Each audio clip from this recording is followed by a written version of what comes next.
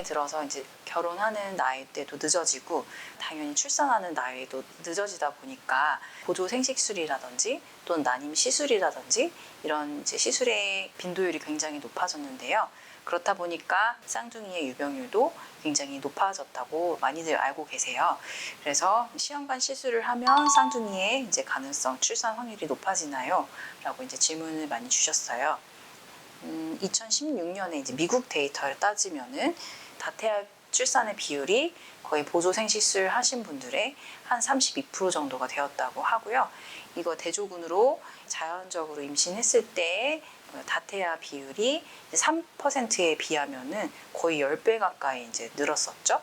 근데 이런 것들이 이제 쌍둥이 임신 확률이 높아지다 보니까 최근에는 이런 쌍둥이의 비율을 낮추기 위해서 이제 난임센터라든지 또는 이제 보조 생식술에 여러 가지 프로토콜이라던가 또는 기준이 많이 정립이 되어 왔습니다. 왜냐하면 이렇게 보조 생식술의 쌍둥이의 비율이 높아지는 게 임신의 확률을 높이기 위해서 이제 시험관 시술의 경우에 배아를 2개 또는 3개 이상 이렇게 넣는 경우가 많이 있는데요.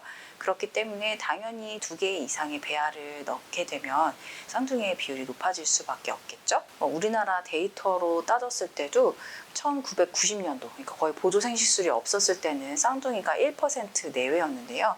이 비율은 점점 늘어나서 2002년도에는 2%, 그리고 2012년도에는 3% 이런 식으로 계속 넘어서서 2021년도 이상부터는 거의 5% 이상으로 이제 달성했다고 하고 작년 기준으로 2022년도에도 5.4% 정도로 이제 많이 늘었다고 합니다.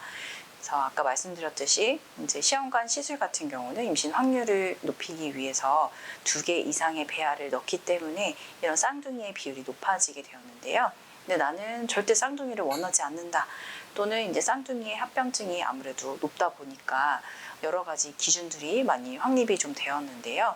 거기에 따르면 우선 35세 이하의 시험관 시술을 받는 경우에 첫 번째 또는 두 번째 시험관 시술인 경우 증여를 받은 그 난자로 임신을 시도하는 경우에 또는 여러 배아가 이제 생성이 되었을 때 굉장히 질 좋은 배아가 1개 이상 나왔을 경우에는 1개만 배아를 넣어서 이런 쌍둥이의 확률을 좀 낮아질 수 있도록 노력을 하고 있습니다.